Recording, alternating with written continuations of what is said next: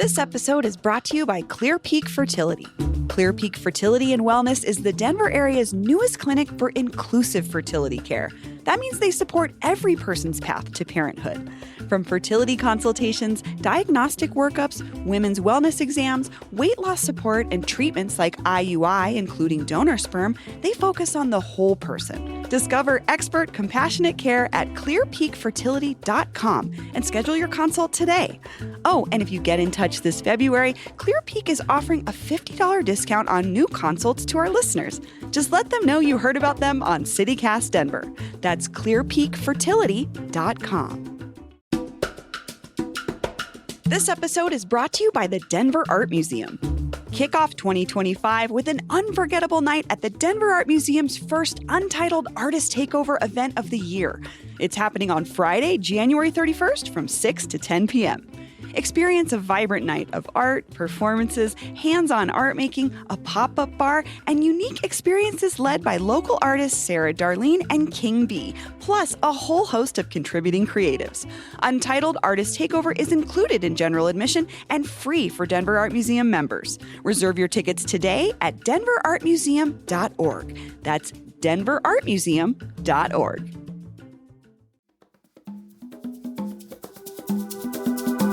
Today on CityCast Denver, a congressional committee earlier this week asked our mayor, Mike Johnston, to come to D.C. to explain Denver's quote-unquote sanctuary city policies.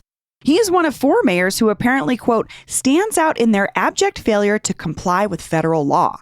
But that's just one piece of the newly Republican-controlled federal government's crackdown on immigration. Rumors are swirling about ICE raids and new glimmers of resistance. So I'm sitting down with Westward staff writer Benito Kelty to talk about his reporting on what's actually happening across the metro area. Today is Wednesday, January 29th. I'm Bree Davies, and here's what Denver's talking about.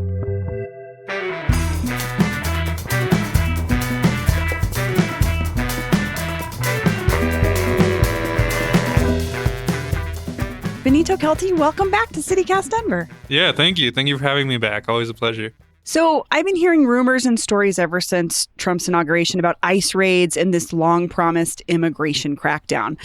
Is any of it actually real so far? Well, what I can't deny is that he's done a lot to signal that he wants to go in this direction of really slowing down immigration, is one way to put it. What's not the case so far is that ICE agents have been storming into, restaurants or homes and rounding people up.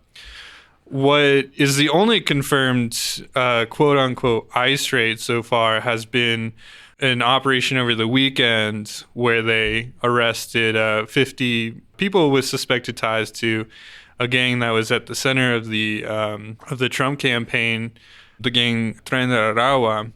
That was pretty much like the only ICE raid. That was a DEA ICE raid. It's kind of unclear how long ICE had been involved in that operation. But, from what I read, there had been a party at a warehouse on the 6600 block of Federal, and that they had been going there for months. Anyways, that's the only thing that resembles a raid. It's the only confirmed raid. Because I have to be honest with you, I've gotten text messages about potential raids. I've been following. There's a group on Facebook that tries to either verify or debunk these rumors. And I actually saw today they posted, the Colorado Rapid Response Network posted, this was a confirmed raid. But you're saying all of these other rumors so far have not been confirmed. This is the only one. Right. And it's only been, a week since the inauguration, right? Yeah, the Colorado Rapid Response Network, they do a great job. They have a hotline where people call. They ask that people, include details like descriptions of the agents, of the vehicles, how many agents.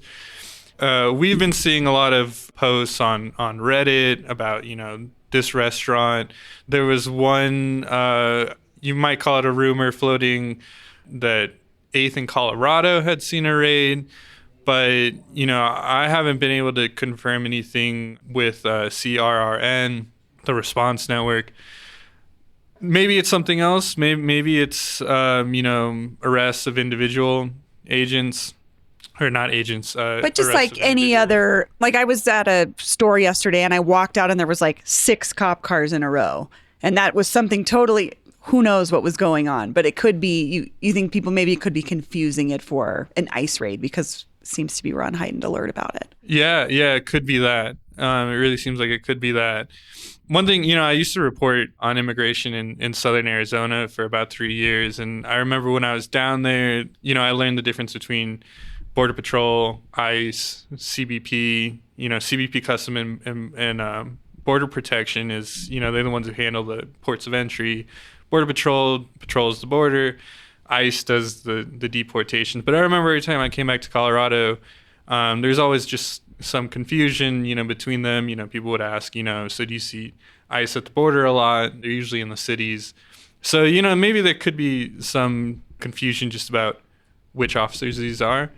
But what seems true for me right now is just that I haven't seen the picture that Trump was painting on the campaign trail. Has not come true so far. Not yet. Not yet. So one thing that has happened that we did see over the weekend beyond this raid was a protest as well. You were out in the cold this weekend in Aurora as newcomers and advocates were gathering. Can you tell me about that scene? Well, the thing that stood out to me, first of all, was that it was bigger than I thought it would be. It being a protest over the weekend on a Saturday and a cold day, I was really expecting it to be pretty small. But there were several dozen. I would say coming on 100. I've seen estimates that say a couple hundred. It was pretty large. If you know, Aurora filled out the Fletcher Plaza amphitheater that it has there in front of the MLK Library, and they were able to file down a couple blocks. But they were there because they really were pushed by Trump's anti-immigration policy. I mean, they were there chanting, and I'm trying to think of a particular chant: "Donald Trump, go away! Immigrants are here to stay." Put ice on ice. Put ice on ice. Right, it was one of the signs. Signs, yeah. Yeah, they had a strong pro-immigrant message, and it was mixed in with a few other messages that I think you would maybe associate with kind of the Democratic Party line. They had a pro-Palestinian message. They had a protect DEI programs because those were also under attack. They had a protect trans rights message as well. So there were a few messages delivered there, but I think it was obvious by the chants, by the Mexican flags there, by the message of the majority of speakers, which included immigrants, that they were there, that they came out in a healthy number because of their feelings about immigration. Well, and we know Aurora's immigrant community is massive, but it's not a monolith. I wonder, what have you seen from community groups and nonprofits that are supporting, the protests? Yeah. Or I guess I should say the people too, the newcomers that are in this situation. Yeah. So, there's a healthy mix out in Aurora just in terms of the types of organizations that you see. Unlike the city of Denver, which handled the migrant response pretty much, with the city, with the help of a few nonprofits. But it was largely funded by the city, it was managed by the city. A lot of city employees from Denver were involved in its response here. In Aurora, that was entirely taken up by the nonprofits. And these were nonprofits that existed before Denver started to see its huge influx of migrants. So they had all these different specialties. They would help with day labor. One might help with food. One might help with education or health. And they banded together, and now they're kind of shifting into a role that's a little bit more political. The leader of the Aurora Migrant Response Network, which is the name for that group of nonprofits, he introduced a group called Somos Aurora, We Are Aurora, and their mission was primarily political. It was, we're here to counter the Operation Aurora, and so it's shifting from just this purely service-focused mission to this political mission of, we're going to be the opposition to this anti-immigrant message. Because some nonprofits will focus on the policy side of things for an issue like immigration, but some will focus on the day-to-day, like you're saying, of what folks need support with, housing, healthcare, and whatever. And maybe there's a joining of these groups, because they're seeing just this bigger conversation happening. Yeah, and the leader of the Aurora Migrant Response Network, Mateos Alvarez, he specialized in the day labor aspect. I mean, he was showing up every day to help connect immigrants from Mexico, from West Africa to jobs that were available, and he's shifting into a role that's more political, where he's trying to kind of have a message to respond, not just to the federal level message, but to the local message that comes from Aurora's council, which is a little bit more conservative and is really led, maybe not led by Durinsky, but, she's the face of it. I mean, I'd sometimes say she's the face of Aurora, but she's, I would say, at least the face of that council.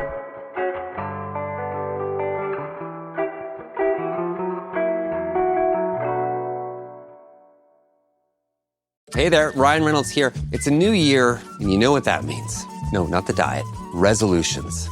A way for us all to try and do a little bit better than we did last year. And my resolution, unlike big wireless, is to not be a raging and raise the price of wireless on you every chance I get. Give it a try at mintmobile.com/switch. $45 upfront payment required, equivalent to $15 per month. New customers on first 3-month plan only. Taxes and fees extra. Speed slower above 40 gigabytes on unlimited. See mintmobile.com for details. This episode is brought to you by LifeLock. The new year brings new health goals and wealth goals. Protecting your identity is an important step. LifeLock monitors millions of data points per second. If your identity is stolen, LifeLock's restoration specialist will fix it, guaranteed or your money back. Resolve to make identity health and wealth part of your New Year's goals with LifeLock. Save up to 40% your first year. Visit LifeLock.com/podcast. Terms apply. You were describing how Denver deals with the situation versus Aurora. And so, like you were saying, in Denver, we have city resources devoted to supporting newcomers coming to the city. And Aurora, Mike Kaufman, the mayor there, has said up front, we don't have those. These services, if anything, are provided by these nonprofit groups that you're talking about.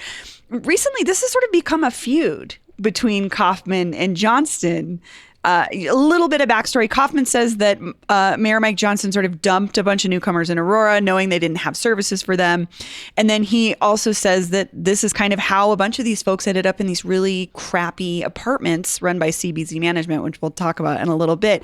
But this political climate is a little tense. Can you talk a little bit about this sort of clash between Kaufman and Johnston's responses? Yeah, back in early part of 2024, you had the city of Denver looking for a place to put migrants. Over the course of 2 years, it had about 43,000 migrants, mostly from Venezuela, arrive in Denver.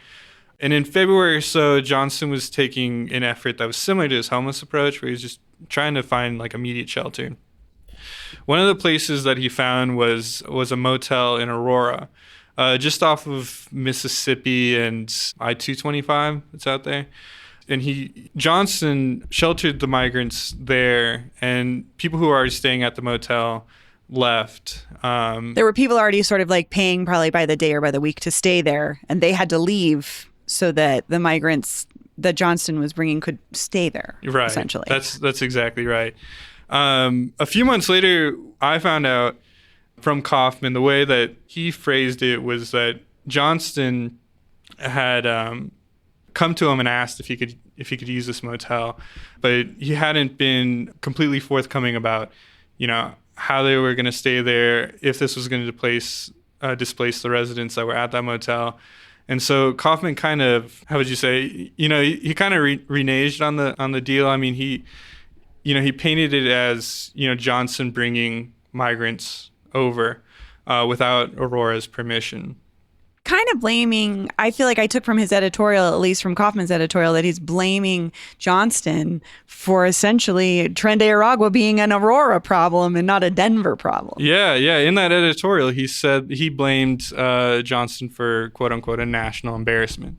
And he said this national embarrassment is going to hurt the economy of Aurora, and it's going to be hard to recover from. Yeah. And Johnston, responded by saying, that he has been forthcoming with the number of migrants, that those numbers of migrants that he placed in Aurora, they really are closer with the nonprofits that they keep track of.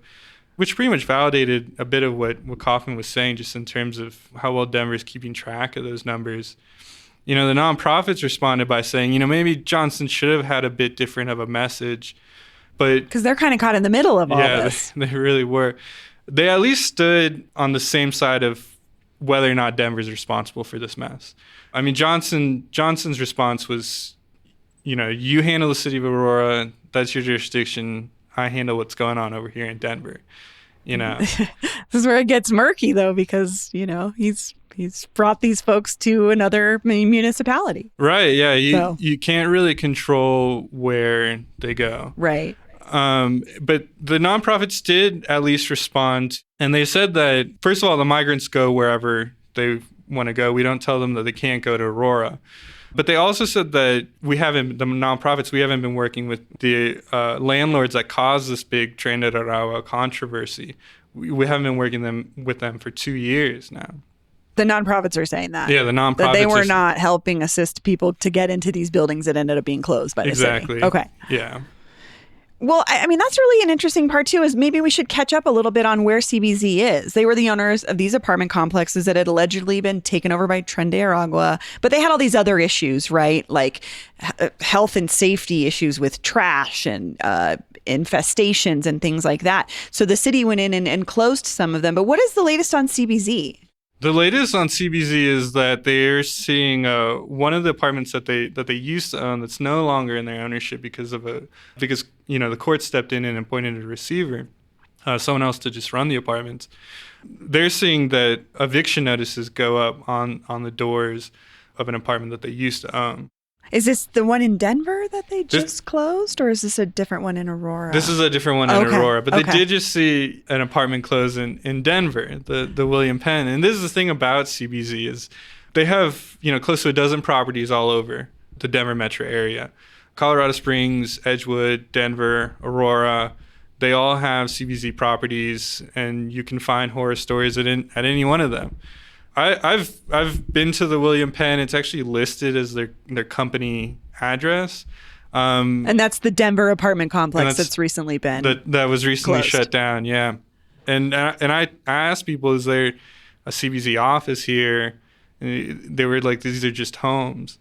It's a very murky company. Right, and we know that they're an out-of-state company. They aren't even, I think they're based out of New York. Yeah, but, that's right. So they're still here, and they're still maybe running some not great places. Yeah, they do still have a few units up. The ones in Aurora, they had 3, they technically had 4 in Aurora, because the Edge, which is the center of the whole TDA Tren de Aragua controversy, that was owned under 2 different companies for some strange reason.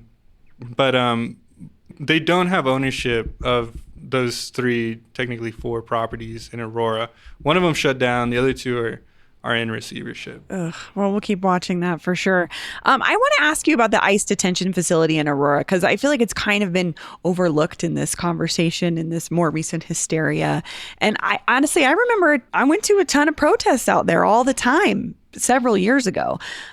Presumably, I would assume it would play a role in Trump's crackdown. You reported on this last week. What are you learning about how this ICE detention facility is preparing for Trump's, orders? Yeah, so the ICE facility in Aurora, northern Aurora, it's run by a private prison company, the GEO Group, or GEO Group.